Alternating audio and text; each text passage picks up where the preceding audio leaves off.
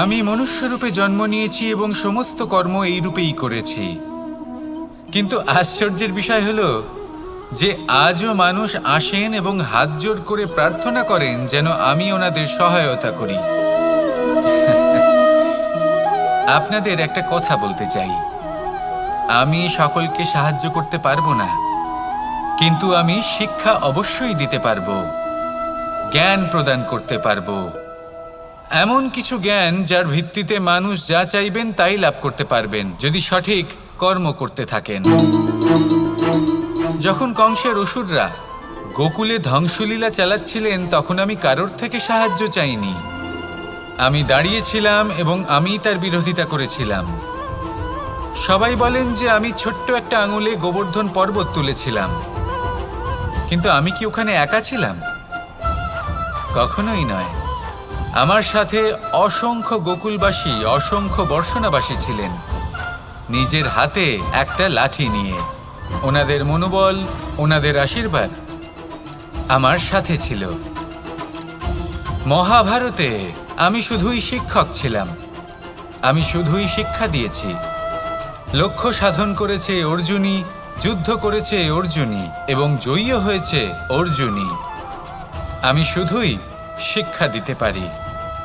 অবশেষে আপনাকে শুধু এটুকুই বুঝতে হবে যে ঈশ্বর সবকিছু করতে পারেন না, করতে হবে আপনাকে। ঈশ্বর আপনাকে আশীর্বাদ করতে পারেন যে কাজ আপনি মন থেকে করবেন সেটা অবশ্যই পূরণ হবে। সেই জন্য নিজের লক্ষ্যের পথে এগোতে থাকুন। চেতনা, বিবেক এবং পরিশ্রমের দ্বারা আপনার যা যা স্বপ্ন আছে, যা লক্ষ্য আছে, আপনি অবশ্যই লাভ করবেন। আর এই মন সুপ্রসন্ন হয়ে বলবে, রাধা রাধা। ভোজন। এই সংসারে যেই হোক না কেন, কোনো মানুষ হোক, কোনো প্রাণী হোক, কোনো কীট হোক বা কোনো বনস্পতি হোক, প্রত্যেকের জন্য ভোজন অতি আবশ্যক। কারণ ভোজন থেকেই শক্তি পাওয়া যায়, আর সেই শক্তি দিয়েই সংসারের, আমাদের জীবনের সমস্ত কার্য করা যায়। এবার এমন এক ধরনের শক্তি হয় যা শীতের ঋতুতে সূর্য থেকে আমরা পেয়ে থাকি, আর আরেক ধরনের উত্তাপ হয় যা দিয়ে ভোজন রান্না করা হয়, সুস্বাদু নানান ধরনের ভোজন। এবার অত্যন্ত গুরুত্বপূর্ণ হলো যে ব্যক্তি সেই ভোজন বানাচ্ছেন তার মানসিক পরিস্থিতি এবং সেই ব্যক্তি যিনি ভোজন গ্রহণ করছেন তার মানসিক অবস্থা। যখনই আপনি ভোজন বানাচ্ছেন তখন ভালোবাসার সাথে কাজটা করুন, ধন্যাত্মক ভাব নিয়ে, সৎ ভাবনার সাথে। কারণ আপনার এই মানসিক স্থিতি শক্তির আকারে সেই খাদ্যের সাথে মিলেমিশে যায়। আর যখনই আপনি ভোজন গ্রহণ করছেন তখন সদ্ভাবনার সাথে, প্রসন্নতার সাথে গ্রহণ করুন, ধন্যাত্মক ভাব নিয়ে। যদি আপনি প্রসন্নতার সাথে রান্না করেন, প্রসন্নতার সাথে খাদ্য গ্রহণ করেন, তাহলে আপনি প্রসন্নই থাকবেন। আর মন সুপ্রসন্ন হয়েই বলবে, রাধা রাধা। দীপাবলি আমাদের সবথেকে বড় উৎসব। শ্রীরাম রাবণকে পরাস্ত করে 14 বছরের বনবাস কাটিয়ে আবার অযোধ্যায় ফিরে এলেন অমাবস্যার রাত্রে।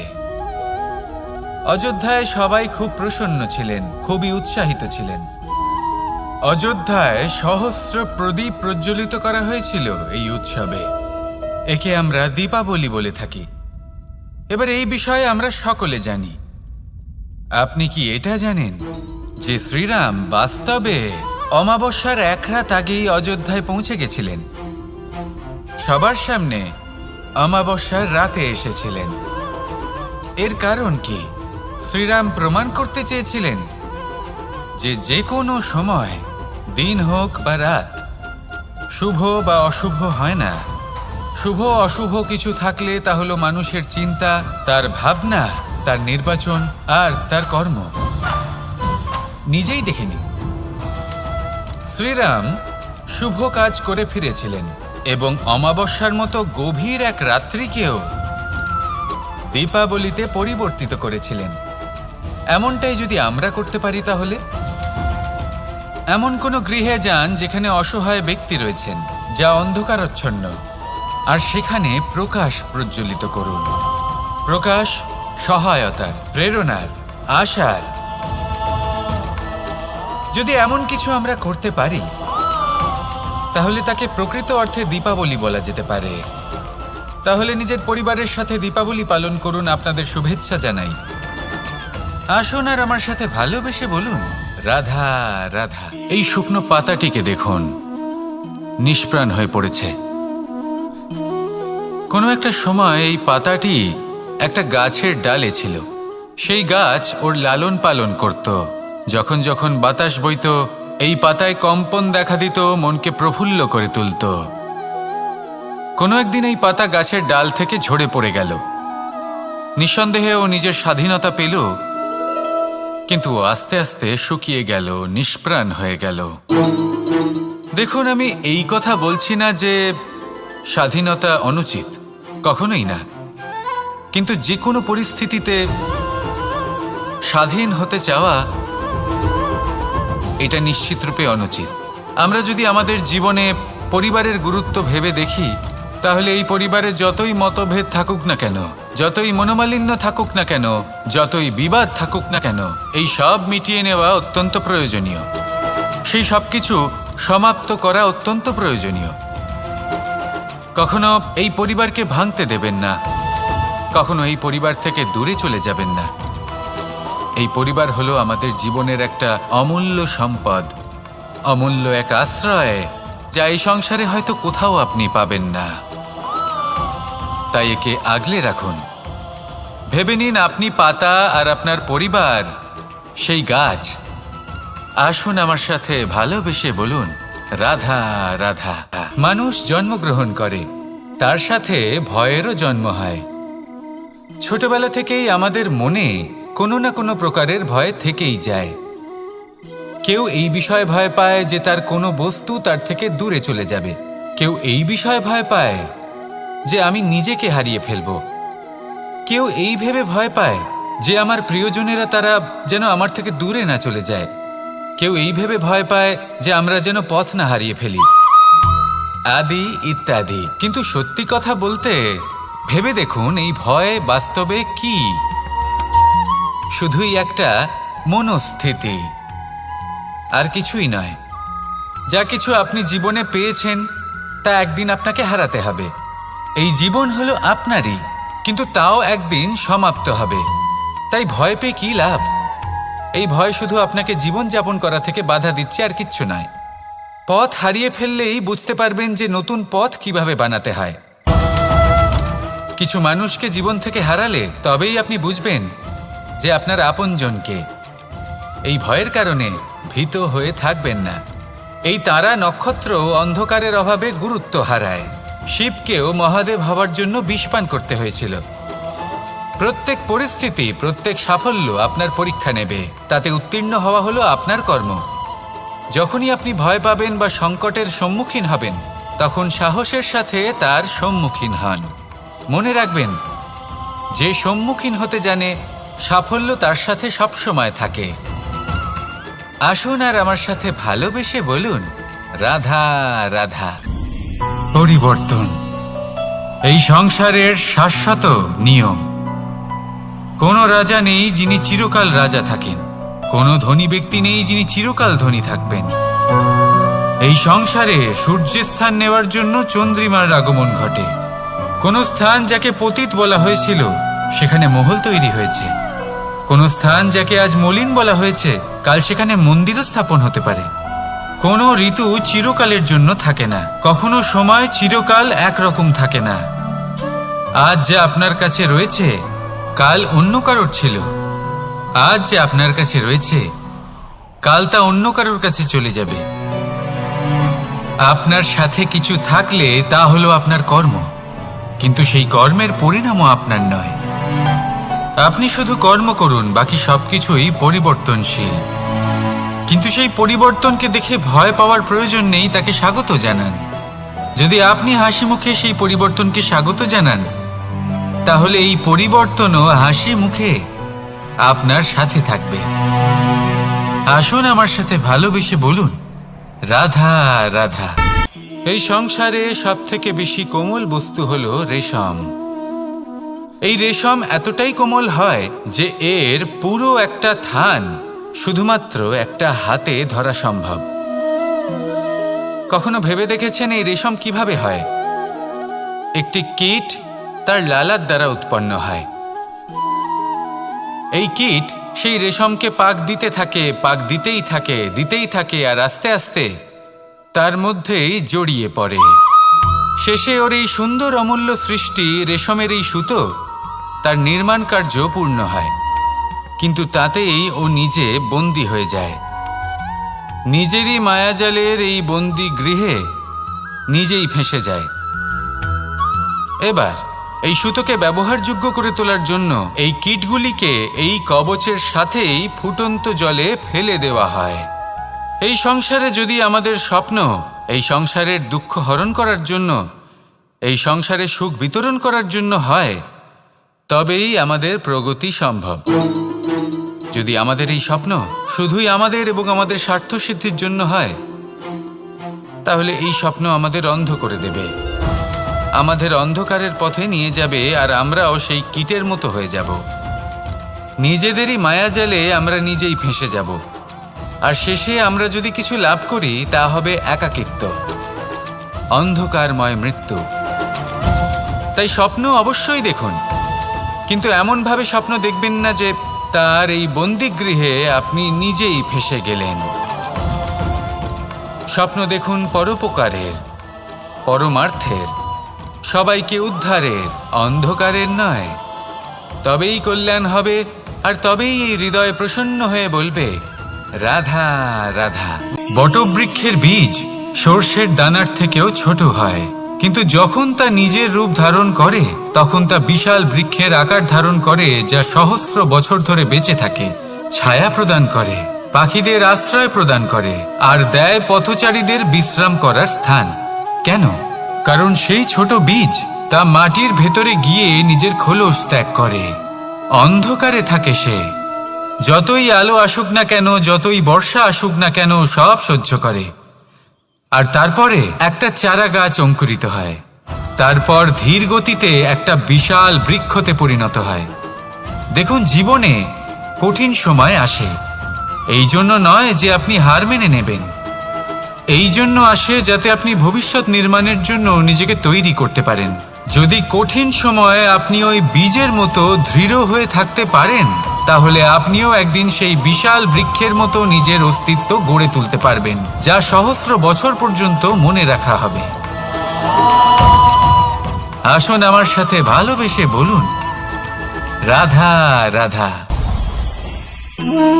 এই ব্রহ্মাণ্ড কত বৃহৎ, তাই না? যার সম্মুখে এই পৃথিবীকেও একটা বিন্দুর মতো মনে হয়। আর এই পৃথিবীতে আমরা কে হই, আমাদের আকার কিরকম, আমাদের অস্তিত্বই বা কি? যখন আমরা এভাবে ভাবি তখন মনে হয় আমরা কিছুই নই। তা আমরা যখন কিছুই নই, তাহলে আমরা এত চিন্তা করি কেন?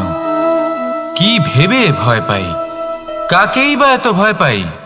কে আমাদের মারতে পারে, আর কেই বা আমাদের জন্ম দেবে? আত্মার আসলে না কখনো জন্ম হয় আর না কখনো মৃত্যু। আত্মা শুধুই শরীর বদল করে। আপনি, আমি, আমরা সকলে এই শরীর নয়, আমরা হলাম আত্মা, যা হলো পরম আত্মার পরম অঙ্গ। সেই জন্য মনে রাখবেন, বাইরের কোথাও দেখবেন না, নিজের অন্তরের গভীরে গিয়ে দেখুন, আত্মাকে উপলব্ধি করতে শিখুন। ক্লেশ, ভয়, চিন্তা, এই সব কিছুর থেকে নিজেকে দূরে রাখুন, তাহলেই উপলব্ধি করতে পারবেন পরমাত্মাকে। তাহলে আসুন আমার সাথে ভালোবেসে বলুন রাধা রাধা। মানুষ যখন এই সংসারে প্রবেশ করে, অর্থাৎ জন্মগ্রহণ করে, তখন নিশ্চিন্তে থাকে, আনন্দে থাকে। কিন্তু যেইমাত্র তার মধ্যে বোধশক্তি আসে, তখন সে চিন্তা করতে শুরু করে। চিন্তা ভবিষ্যতের, সেই সমস্ত বিষয় নিয়ে চিন্তা করে যা ওর হাতে নেই। তারপর বড় হয়, বিবাহ সম্পন্ন হয়, গৃহস্থ জীবন যাপন করে, তারপর আবার চিন্তায় মগ্ন হয়ে যায়। ভাবে, এই যে আমার পরিবার, আমি কি ঠিকমতো তার খেয়াল রাখতে পারছি? কাল যখন আমি এই সংসার থেকে চলে যাব, তখন আমার এই পরিবারের দেখাশোনা কে করবে? শেষ পর্যন্ত এই পরিবার তো আমারই উত্তরদায়িত্ব। যাক, আপনাকে একটা প্রশ্ন করি, এই সংসারে আসার পূর্বে আপনি কি এই প্রশ্ন করেছিলেন, এটা ভেবেছিলেন যে আমাকে ছাড়া এই সংসার কিভাবে চলবে? করেননি, তাই তো? তাই আপনার এটা নিয়ে দুশ্চিন্তা করার প্রয়োজন নেই যে আপনি যখন এই সংসার ত্যাগ করে চলে যাবেন তখন কি হবে। আপনি যখন ছিলেন না তখনও এই সংসার চলছিল, আপনি যখন এই সংসার ত্যাগ করবেন তখনও এই সংসার চলতে থাকবে। যদি কোনো বিষয়ের প্রভাব থাকে তা হলো আপনার আজকের তথা বর্তমানের কর্ম, অর্থাৎ আজ আপনি কি করছেন, কার জন্য মঙ্গল করছেন, কাকে প্রেরণা দিচ্ছেন, কাকে সাহায্য করছেন, কোন উদাহরণ প্রস্তুত করছেন। আপনি এই সংসারে যে ছবি অঙ্কন করবেন সংসার সেটাই মনে রাখবে। তাহলে শুধু সৎকর্ম করুন, মঙ্গল করতে থাকুন, আর আমার সাথে ভালোবেসে বলুন রাধা রাধা। যখন আমরা হাঁটতে থাকি আর আমাদের পায়ে কাঁটা বিঁধে যায় তখন মুখ দিয়ে আহ বেরিয়ে আসে, কান্না চলে আসে, আর অনেক সময় অভিশাপও বেরিয়ে আসে। কিন্তু আমরা কি কখনো এটা এইভাবে দেখেছি, এইভাবে ভেবেছি যে আমরা যে পথে চলেছি সেই পথে কাঁটা বিঁধেছে, নাকি আমরা সেই পথ নির্বাচন করেছি যাতে শুধুই কাঁটা রয়েছে? নাকি আমরা এভাবে ভেবে দেখেছি যে এই কাঁটা আমাদের কষ্ট দিতে এসেছে, নাকি এটা আমরাই বিছিয়ে রেখেছিলাম? সাবধান থাকা উচিত ছিল, কারণ কাঁটা বিঁধলে যন্ত্রণা হবে, চিৎকার করে ফেলতে পারি, মুখ থেকে অভিশাপও বেরিয়ে আসতে পারে। কিন্তু এই অভিশাপ শুধুমাত্র আমাদের তরফ থেকে অভিশাপ হয়, সামনের ব্যক্তিটির ওপরও নির্ভর করে। এবার সেই ব্যক্তি যদি এমন হয় যে ফুল আর কাঁটা এই দুই সমানভাবে গ্রহণ করতে পারে, তার কাছে অভিশাপও বরদানে পরিণত হয়। শেষ পর্যন্ত ব্যাপারটা দাঁড়ায় ভাবনা, চিন্তা, দৃষ্টিভঙ্গির ওপর। কারণ আপনার এই ভাবনাই সত্যি হয়ে সামনে আসে। সেই জন্য এই ভাবনা, চিন্তা, মানসিকতাকে গুরুত্ব সহকারে দেখবেন। এই বিবেচনা নিয়ে বিবেচনা করতে শিখুন। আমার কথার অর্থ হলো যে জীবনে যখন এরকম কিছু একটা ঘটবে তখন ভেবে দেখুন যে এরকম কেন হলো। আপনি কি এমন কোনো কর্ম করেছিলেন যার কর্মফল এটা? এমন কোনো কাজ যা অনুচিত ছিল, অসত্য ছিল, যা অভদ্রতার কারণ ছিল? ভেবে দেখা প্রয়োজন। দেখুন, ইচ্ছে হলো আপনার যে আপনি কি করতে চান, ভাবনা আপনার, সত্য আপনার, জীবন আপনার, সিদ্ধান্ত আপনার। আসুন আর আমার সাথে ভালোবেসে বলুন রাধা রাধা। জীবনে যখন কোনো ব্যক্তি নিজের লক্ষ্য প্রাপ্তির জন্য নিরন্তর পরিশ্রম করতে থাকেন, চেষ্টা করতে থাকেন, তখন তিনি কষ্ট অনুভব করেন, কখনো শারীরিক কষ্ট, কখনো মানসিক কষ্ট। এবার উনি এটা ভাবতে থাকেন যে আমি কি উচিত করছি নাকি অনুচিত করছি। কারণ অন্যদিকে এমন একজন ব্যক্তিও আছেন যিনি একদমই পরিশ্রম, চেষ্টা করছেন না। তিনি মদিরা পান করেন, বিলাসিতায় জীবন কাটান, অলস প্রকৃতির হয়ে ওঠেন, নিদ্রাতে বিলীন হয়ে থাকেন আর ভাবেন যে তিনি সুখ লাভ করছেন। কিন্তু এরকম কেন হয়? কারণ যখন আমরা সৎ পথে থাকি, উচিত পথে চলি, লক্ষ্য প্রাপ্ত করার জন্য চেষ্টা করতে থাকি, তখন আমাদের ভেতরে থাকা নেতিবাচক শক্তি এবং পাপ এই দেহকে ত্যাগ করে দেয়। আর এই অনুভূতিটাই আমাদের দুঃখের অনুভূতি দেয়, কষ্ট দেয়। এবার সেখানে যদি আমরা কুপথে চলি, অনুচিত পথে চলতে থাকি, তাহলে আমাদের ভেতরে থাকা পুণ্য এবং ধনাত্মক শক্তি আমাদের দেহ ত্যাগ করে দেয়। আর এই অনুভূতির কারণেই আমরা সুখ অনুভব করি। কিন্তু কখনো ভাববেন যে এই সুখ বেশি সময় পর্যন্ত থাকে না। সেই জন্য সবসময় মনে রাখবেন, যদি আপনি জানেন যে এটাই আপনার লক্ষ্য, এটাই উচিত পথ, শুভ পথ, তাতে নিরন্তরভাবে এগিয়ে যেতে চেষ্টা করতে থাকুন। এই কষ্ট আপনাকে সুখের পরাকাষ্ঠায় কখন পৌঁছে দেবে তা আপনি জানতেই পারবেন না। আসুন আমার সাথে ভালোবেসে বলুন রাধা রাধা। সুরক্ষা। এই সুরক্ষা আসলে কি? এটা কি কোনো কবচ নাকি কোনো সীমা? এই সুরক্ষা আসলে অন্য কিছু। আমাদের মাতা পিতা, আমাদের প্রিয়জন, আমাদের বন্ধু, এই সমাজ, আমাদের শুভাকাঙ্ক্ষী, আমাদের আত্মীয়, এনারা সবাই আমাদের জীবনে কোনো না কোনোভাবে সুরক্ষা দিয়ে থাকেন, একটা কবচ দিয়ে থাকেন কোনো না কোনো রূপে। কিন্তু দেখতে গেলে আমাদের পরাক্রমের পথে, আমাদের বীরত্বের পথে, আমাদের সাহসের পথে এই সুরক্ষাই সব থেকে বড় বাধা হয়ে দাঁড়ায়। একবার ভেবে দেখুন, যদি আপনি কোনো সুরক্ষাই না পান, বা যদি আপনি এই সুরক্ষা ভেঙে বাইরে আসতে পারেন, তাহলে আপনার বীরত্ব চরম সীমায় পৌঁছে যায়। কেন? কারণ তখন আপনি জানেন যে এই সংসারের সম্মুখীন আমাদের নিজেদেরই হতে হবে। আপনি বুঝে যান যে শত্রুর সম্মুখীন এবার নিজের বলের দ্বারা, নিজের পরাক্রমের দ্বারা, নিজের সাহসের দ্বারা করতে হবে। আর তখন আমাদের মনের মধ্যে এই শক্তি জাগ্রত হয়। এই শক্তি অন্তরেই বসবাস করে। শুধু এটা চিনে নিতে হবে, একে জাগ্রত করতে হবে। আর এটা সুরক্ষা ভেঙে যাওয়ার পরেই সম্ভব হয়। আর যারা নিজের শক্তি সম্পর্কে জানেন, যিনি নিজেই জানেন তিনি কতটা শক্তিশালী, তিনি নিজেই নিজের সুরক্ষা কবচ চিরকালের মতো ভেঙে ফেলে দেন, ঠিক কর্ণের মতো। আর তারপরে দেখুন, আপনার পরাজয় হোক বা বিজয়ী হোক না কেন, সেটাই অনেক বড় হয়, সেটাই প্রশস্ত হয়ে থাকে। সেই জন্য ত্যাগ করুন নিজের ভয়কে, নিজের আশেপাশের এই সুরক্ষা চক্রকে ভেঙে ফেলুন, আর সম্মুখীন হন এই সংসারের নিজের শত্রুর সম্মুখীন হন।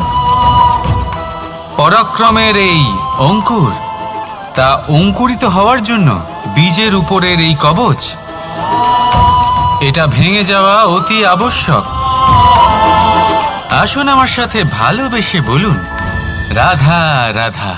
সুখ, দুঃখ এবং শক্তি, এই তিন হলো এই সংসারের ত্রিদেবের মতো। আমাদের জীবনে যা কিছু ঘটছে এই তিনটির ভিত্তির উপরেই হচ্ছে। আসলে এই সংসারের একটা নিয়ম আছে, যখনই আপনি কিছু লাভ করেন, এই সংসার আপনার পরীক্ষা নেয়। এটা জানার জন্য আপনার পরীক্ষা নেয় যে আপনি যা কিছুই লাভ করেছেন, আপনি কি আদৌ সেটার যোগ্য কি না। ঠিক সেইভাবেই এই সুখ, দুঃখ এবং শক্তি আপনার পরীক্ষা নিয়ে থাকে।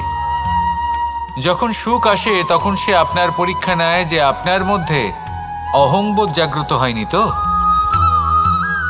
যদি অহংবোধ চলে আসে তাহলে সুখ সেখানেই সঙ্গ ত্যাগ করে।